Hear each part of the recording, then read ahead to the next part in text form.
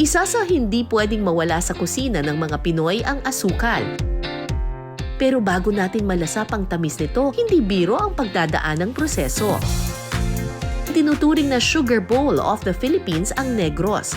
65% ng asukal sa Pilipinas dito nanggagaling.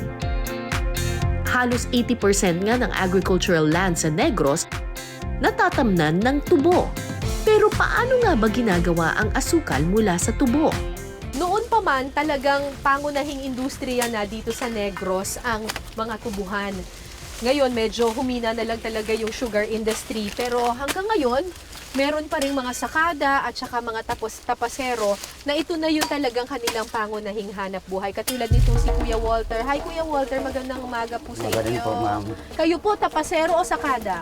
Tapasero na dito. Tapasero. Ano po ang kaibahan ng tapasero sa sakada? Kasi yung tawag dito sa Negros sa bali sila yung mga subuhan. Yun ang inatawag na Sakada. sakada. Oo. So, kapag tapasero, yun usually, taga Negros talaga yon. Kapag sakada, minsan taga Aklan yan, taga iba-ibang mga lugar, at yun yung mga dumadayo papunta sa mga ibang tubuhan. May iba nga akong kilala, taga Aklan, pero dumadayo hanggang Pampanga kasi may mga tubuhan din dun eh. Sa Tarlac. So, ano po ang gagawin natin? Gagawin natin. Ito, anong tinatanggal po? Ito. Sa puno, ma'am. Dito sa, Sa puno, Opo. tatanggalin dyan sa puno. Oo, ganito. Tapos, Tapos, linisin mo yung puno. oo. Ang kukunin lang talaga natin yung mismong tubo. Yo, tubo na Ito na yung tubo, yung matigas. Oo, matigas. Yun, hindi ba yung tubo rin? Iba naman, ano na yan, no? Hindi Ano nasasama yung sa kuha na yan. Hindi na yan nasasama. Oo, kasi saka isa pa, yung kinukuha ng tinatanim ulit. Tuwing Oktubre daw pinakamainam na magtanim ng tubo at tuwing Mayo naman ang anihan nito. Pasawakan mo sa puno. Wow, ang haba nito. Lalo po karaming tubo ang na tinatabas ninyo. Kasi ngayon sa sampo kami, bali minsan lumabas sa truck, mga 16-15 tulinadas, ganyan. 15 tonelada? Oo. Bubuhatin? Hindi ka truck naman yan ang kakarga ma'am. Okay. Kami ngayon kasi kami nagtatabas lang yun. Iba naman Nagtatabas nagkakarga. lang. Ibang nagkakarga. Opo. Mas mahirap ata ang trabaho ng nagkakarga. Ma'am.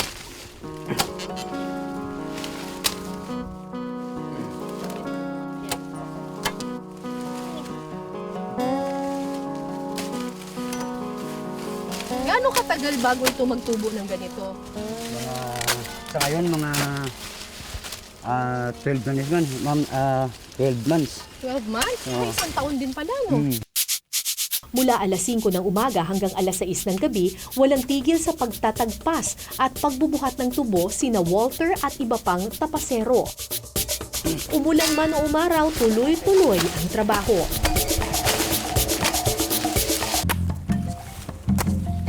Tagpas dito, tagpas doon, walang kapagurang pagbubuhat ng mga tubo. Itong pagtutubo, isa ito sa mga pinakamahirap na trabaho. Ironic kasi it's supposed to be the sweetest thing in the world. Pero sabi nga nila, dito sa tubuhan, yung trabaho ang hindi matamis. Pagkatapos naming magtagpas ng tubo, sinubukan ko namang tumulong sa pagkakarga nito sa truck. Ang bigat naman ito. Bigat. Ang bigat talaga yun. Sandali. Diyos Maria, sir.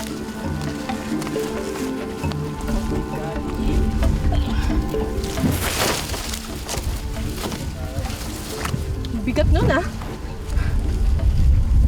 Buong araw yun? Oo. 12 tonelada ang binubuhat nyo? Ang mga ikinargang tubo dadalhin naman sa sugar mill o kung tawagin nila dito, sentral. Pero sa kabila ng modernisasyon, napanatili pa rin nila ang tradisyonal na paraan ng paggawa ng asukal. Ang tawag dito ay isang Muscovado mill. Isa ito sa mga pinakaunang Muscovado mill dito sa Pilipinas, specifically sa Negros Island.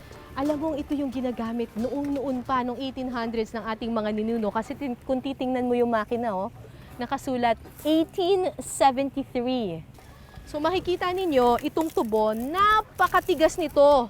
yung juice ng sugarcane ay nandoon sa loob ng tubo. So ang ginagawa, pinapasok siya dito sa loob nitong parang turbina na ito na umiikot.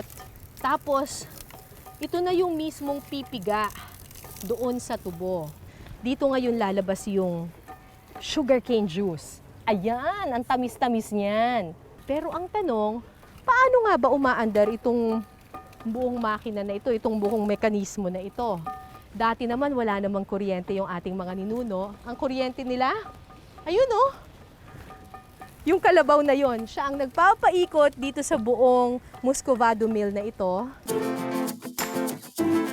Pumasyal din ako sa traditional sugar processing area.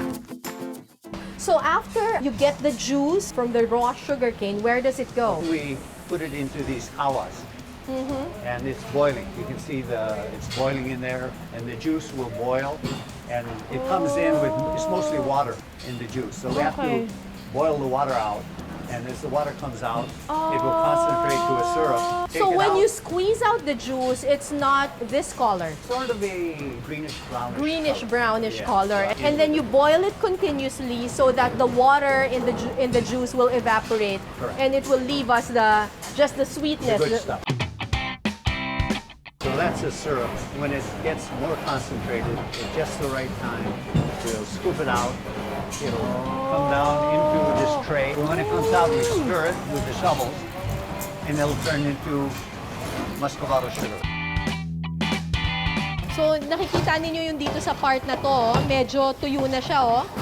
Ayun oh, nagsosolidify na siya unti-unti.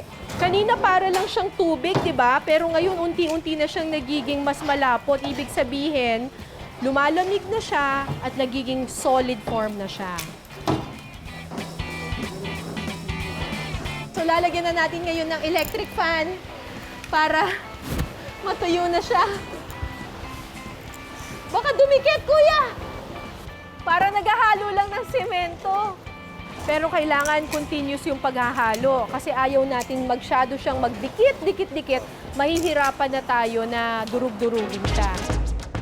Sulit naman daw ang pagod sa paggawa ng asukal dahil tiyak mapapangiti ka sa tamis ng mga pagkaing pinasarap nito.